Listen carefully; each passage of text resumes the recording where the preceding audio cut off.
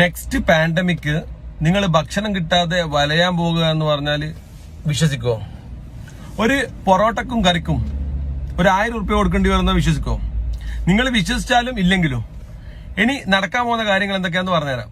അതായത് 5 ദിവസത്തെ short break for the വെടിനിർത്തൽ അല്ലെങ്കിൽ യുദ്ധത്തിനുള്ള ഈ ഷോർട്ട് ബ്രേക്ക് എടുക്കാനുള്ള കാരണം എന്താ അറിയോ? ഇത് ശരിക്കും ഒരു ഇടകാല വിളവെടുപ്പാണ്. അതായത് റോത്ത്ഷൈൽഡിനും അവരുമായിട്ട് ബന്ധപ്പെട്ട ട്രംപിനും അവരെ സിൽബന്ധികൾക്കും വേണ്ട മാർക്കറ്റിൽ നിന്നുള്ള കൂടുതൽ വിഭവങ്ങൾ കൈക്കലാക്കി കൂടുതൽ വില കൂട്ടാൻ വേണ്ടിയുള്ള ഒരു ഷോർട്ട് ബ്രേക്ക് മാത്രമാണ് ഇത്. അതായത് എങ്ങനെയെന്ന് വെച്ച് കഴിഞ്ഞാൽ ക്രിക്കറ്റ് കളിന്റെ ഇടയ്ക്ക് കളിക്കാർ തളർന്നതിന് ഒരു ബ്രേക്ക് എടുക്കൂലേ, അതുപോലെ ഈ യുദ്ധത്തിന്റെ എഫക്ട് കൊണ്ടുണ്ടായ ഒരുപാട് സാധനങ്ങൾ ഇടിഞ്ഞിട്ടുണ്ട്. സ്റ്റോക്കും ഗോൾഡും ഒക്കെ ഇടിഞ്ഞിട്ടുണ്ട്. അപ്പൊ അതുപോലെയുള്ള സാധനങ്ങളൊക്കെ വാങ്ങിക്കൂട്ടാൻ വേണ്ടിയിട്ടുള്ള ഒരു ബ്രേക്കാണിത്. അതിനു പുറമെ ഈ കഴിഞ്ഞ ദിവസം നടന്ന ഒരു 4 കാര്യങ്ങൾ പറയാം. 4 കാര്യങ്ങൾ. ഈ 4 കാര്യങ്ങൾ നിങ്ങൾ വിശദമായി പഠിച്ചു കഴിഞ്ഞാൽ നിങ്ങൾക്ക് മനസ്സിലാകും എന്താണ് വരാൻ പോകുന്നതെന്ന്. ഒന്നാമത്തെ കാര്യം, അമേരിക്ക ഇറാന്റെ മേലെയുള്ള സാങ്ഷൻ എടുത്തു കളഞ്ഞു. അവർക്ക് ഓയിൽ ആർക്കും വിൽക്കാം, എങ്ങനെയും വിൽക്കാം, എന്തും ചെയ്യാന്ന് പറഞ്ഞു. അപ്പം തന്നെ നമ്മുടെ അംബാനി സാർ, അംബാനി ആരാന്നറിയാലോ, ആരുടെ പാർട്ണറാന്നറിയാലോ, അംബാനി സാർ അപ്പം തന്നെ പോയിട്ട് ഒരു 5 മില്യൺ ബാരൽ ക്രൂഡ് ഓയിൽ വാങ്ങി വെച്ചിട്ടുണ്ട്, ഒരു ഭാഗത്ത് വെച്ചിട്ടുണ്ട്. അത് അവിടെ തന്നെ കിടന്നോട്ടെ. രണ്ടാമത്തെ വിഷയം, യുഎസിലെ ടെക്സാസിലെ ഏറ്റവും വലിയ റിഫൈനറി കത്തിപ്പോയി. ഷോർട്ട് സർക്യൂട്ടാന്ന് പറയുന്നത്, ആരും ആക്രമിച്ചതൊന്നല്ല, തെറ്റിദ്ധരിക്കണ്ട. ഓക്കെ, കത്തിപ്പോയി, എങ്ങനെയോ കത്തിച്ചു. ഓക്കെ, ഇനി മൂന്നാമത്തെ വിഷയത്തിലേക്ക് പോകാം. റഷ്യയുടെ പ്രിമോസ്കിലുള്ള ഏറ്റവും വലിയ റിഫൈനറി നമ്മുടെ ഉക്രൈൻ ആരാന്നറിയില്ലേ?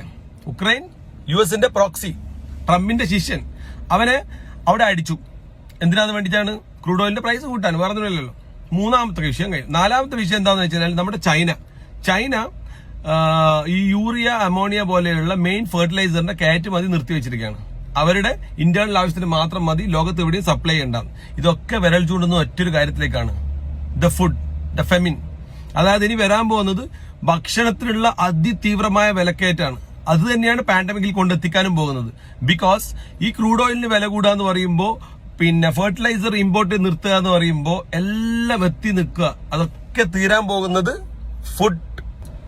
ഇതിന്റെ ഒക്കെ കൂടെ ആൾക്കാരെ എങ്ങനെ മനോഹരമായ രീതിയിൽ, നൂതനമായ രീതിയിൽ എങ്ങനെ കൊന്നു തീർക്കാന്നുള്ളതിൽ പിന്നെ ഗവേഷണം നടത്തുന്ന നമ്മുടെ ബിൽഗേറ്റ്സ് സാറ് ഒരു ഭാഗത്തുനിന്ന് ആകാശത്തിലേക്ക് എന്തൊക്കെയോ സ്പ്രേ ഒക്കെ അടിച്ച്, അലുമിനിയം പാർട്ടിക്കിൾ സ്പ്രേ ഒക്കെ അടിച്ച് സൂര്യനെ കവർ ചെയ്തുകൊണ്ടും ക്ലൗഡ് സീഡിങ് നടത്തിയും കൊണ്ടും പ്രകൃതിയെ നിയന്ത്രിക്കുന്നുണ്ട്. ഇതൊക്കെ ചെന്ന് നിൽക്കാൻ പോകുന്നത് അതിരൂക്ഷമായ ഭക്ഷണ ക്ഷാമത്തിനാണ്, അല്ലെങ്കിൽ ഭക്ഷണ വിലക്കയറ്റത്തിനാണ്.